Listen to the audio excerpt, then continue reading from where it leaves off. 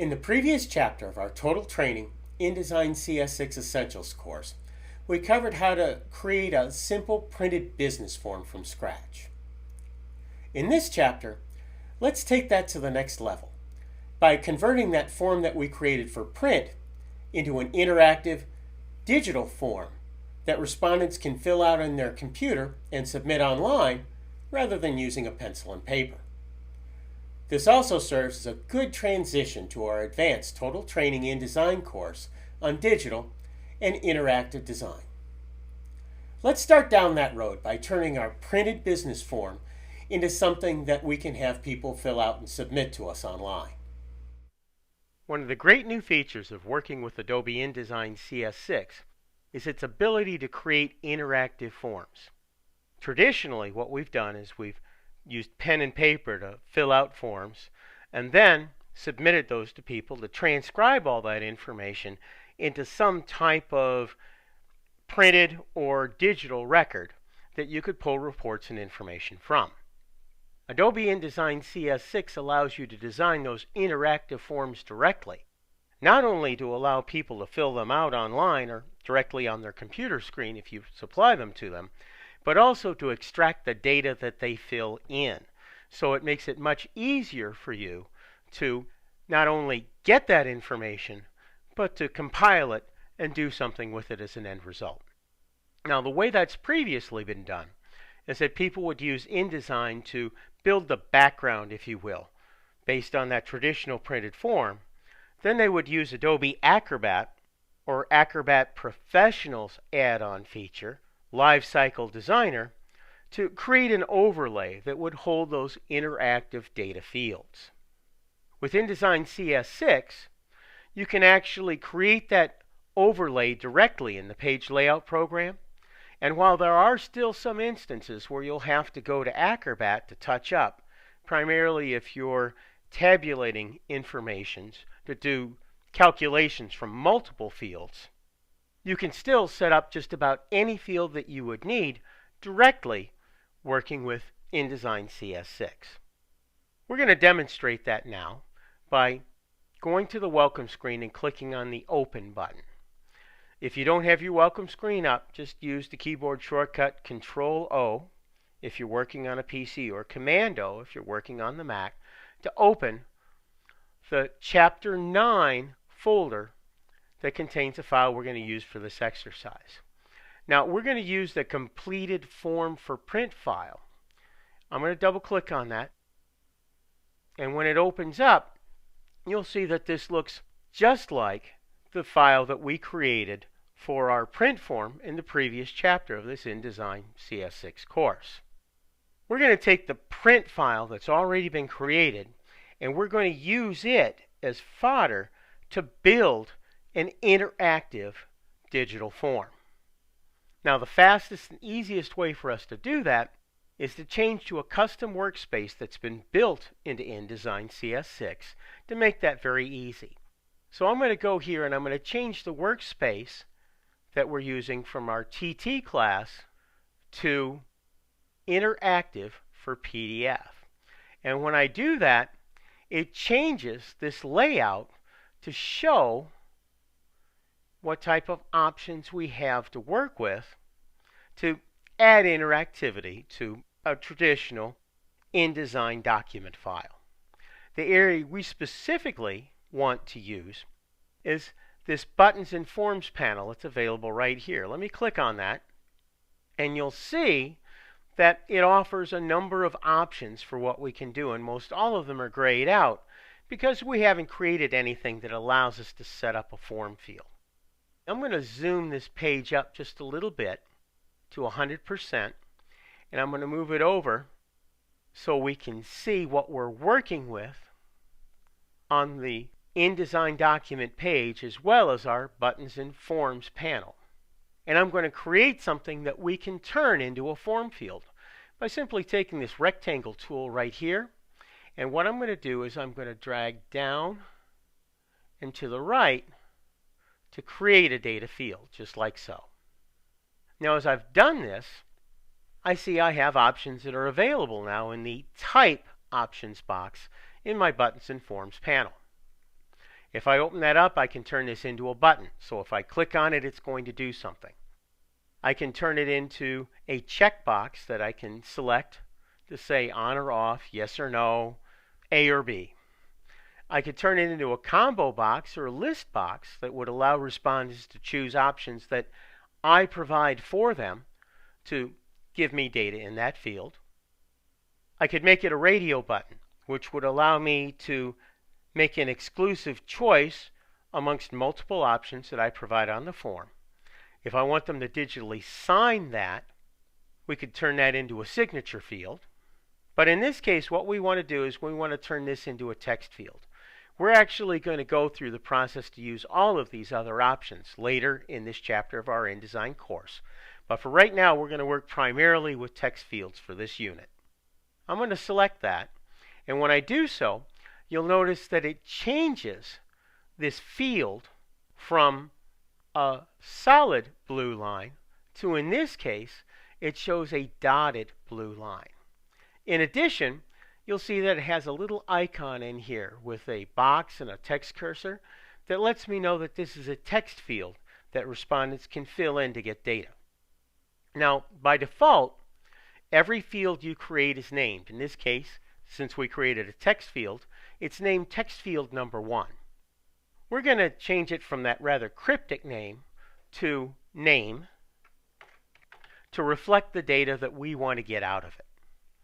And by default, it's going to create one new event on release or tap, which means basically when you get out of that field, what it's going to allow us to do is capture that information with that digital PDF form so it can be extracted later and compiled for other purposes. I want to add an additional option to this, and that is on click, which means once I click into that field, I'm going to add a feature. And I have other actions that I could do on rollover, so if my cursor gets into that area, on roll off, so if it leaves after I run my cursor over that area, on focus, which basically translates into what would happen if we set that up and bring that information into the field, or on blur, what would happen when we exit that field.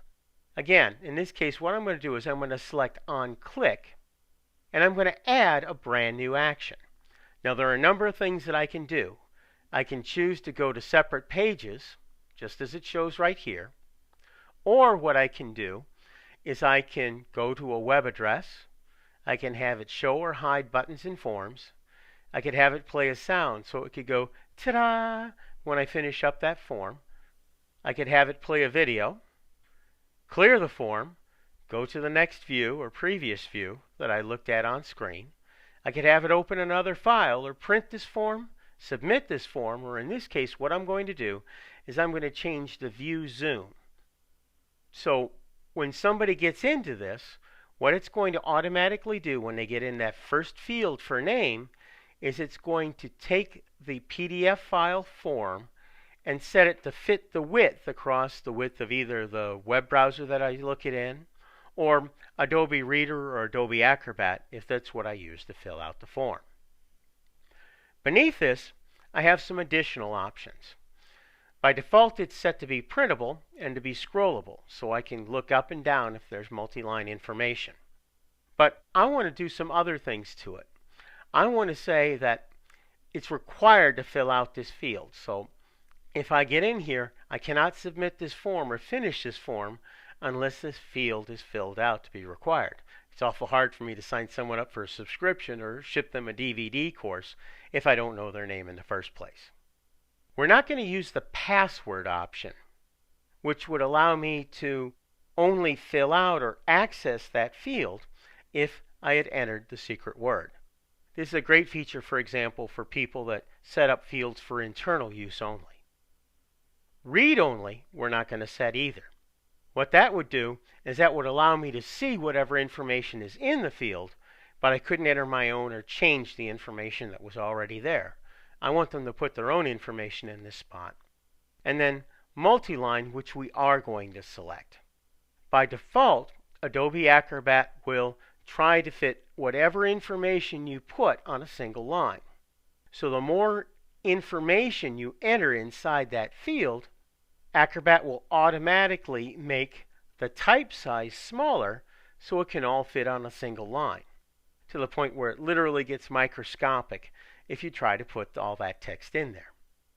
To save yourself and your eyesight, if somebody wants to enter a novella in that field, selecting the multi-line option maintains the font size that's loaded down below and puts soft returns in when it fills up a line and allows me to put more information in there. So if your settings are just like mine, we've set for on-click to view zoom and to set that to fit width. For the PDF options we've set below to make it printable, a required field, multi-line so people can enter a lot of information in there, and have it scrollable, we've got that first field set. And we can just get our selection tool and click away to work with it. Now I'm actually going to make this just a little bit smaller, so I'm going to click on it with that selection arrow and bring it down just a touch, like so. With that done, I'm going to go back to the rectangle tool, and I'm going to create a second field over here for address. So I'm going to drag this down and to the right so it shows with the smart guides that it's exactly the same height as the field I created for name, and that it covers this bottom line here. And in fact, as I drew that, it looks a little bit large, so I'm going to get my selection arrow and scoot this in just a little bit. I'm going to take that, I'm going to make it a text field. I'm going to change the name of that from that cryptic text field 2 to address. I'm not going to add the second action where I had it inherit that zoom. And I'm also not going to change the options that I had built before. So I want it to be printable. I want it to be required that people have to give me that information. I want to set it multi-line, so if I get a very long address, it won't artificially shrink down the type size to microscopic sizes, and to allow that to be scrollable. So I've created my second field right here. I'm just going to copy and paste for the rest of these fields right in here. So I'm going to go Control-C, because I'm working with a Windows PC for this chapter. I'm going to go Control-V to paste. If you're on a Mac, what you can do is go Command-C and Command-V to copy and paste, just like I've done right here. I'm going to move this right over here so it lines up, adjust it in, and I'm going to use my cursor keys, the arrow keys that sit between the typewriter and the calculator side on a standard desktop keyboard, to bump that down right against that blue line. Going to go Control-V once again to paste. Move this in for my zip, and again, let my smart guides let me know I've got things lined up the way I want. Then adjust it to fit. Go Control-V one more time. Just set that up for the phone number.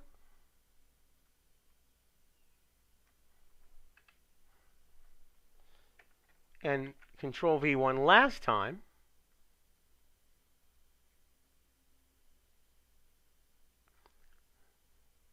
To set this up for email. Now what I did was I got all the options that I wanted. It'll acquire whatever information's on there on release or tapping out. They'll be printable, they're required fields, they're multi-line, and they're scrollable. But what I didn't do was I didn't name them. InDesign did that automatically for me, whether I wanted them to or not. In this case, because I copied the address field 5 times, this is named now address 5. But otherwise, everything's set up and ready to go. I'm going to change this to email and work my way back. Click on this one right here, change it to phone number. Click on this one, turn it into zip code. Then click on this one and name it city state. So each of these fields now has its own unique name that's relevant to the data that I want to put in there. Just like so. So we've created all the fields we're going to use at the top of the form. Actually, let me do a quick adjustment right here. I'm going to move that in so it fits that right side margin just like the rest. Now I'm going to go down to the bottom of the form, and we're going to create text fields for the credit card number, the expiration date, and the security code. Going to get my rectangle tool.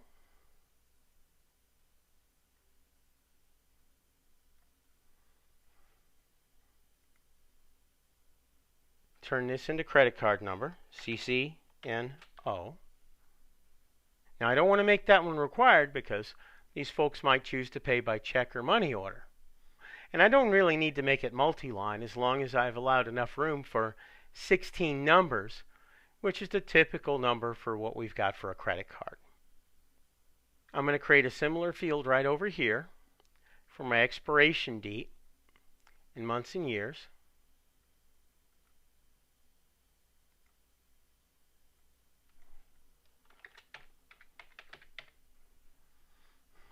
And then right down here,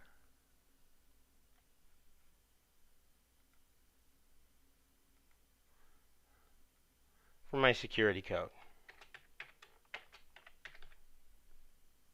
So we've actually, at this point, created all of the fields that we need to work with this document.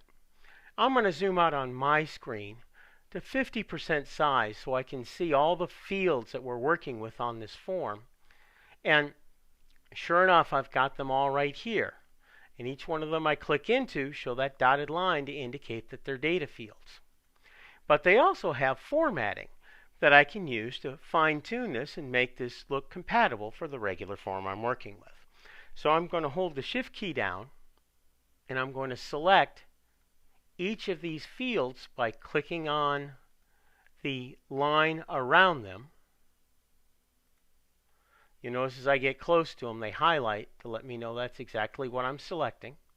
And I'm going to change the formatting for these just like I would for any rectangle or any element that I'd created directly in InDesign.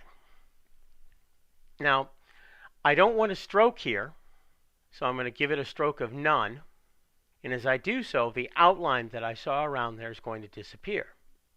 I'm going to change the fill for all these fields to match up with our spot colors. So I'm going to make it that Pantone 288C. I'm going to scale back the tint from 100% solid to 10% shading so it'll match up for what we've got here inside those tables that were created in the last chapter of this InDesign CS6 course. So we've done all the basic formatting that we have available to us. We've created the data fields to hold text, and we're ready to work with this. We don't want to lose our work, but don't save it just yet. We want to create a copy of this original file. So I'm going to go to the File pull-down menu, and I'm going to select Save As. And in this case, I'm going to give it the name that we've been using for all of our previous chapters of this InDesign CS6 course. So I'm going to give it my first name, and then the number 9 to correspond with Chapter 9. Click the Save button, and when I do that, I'll see that I have my randy9.indd file, and we're ready to go to the next unit of this InDesign course.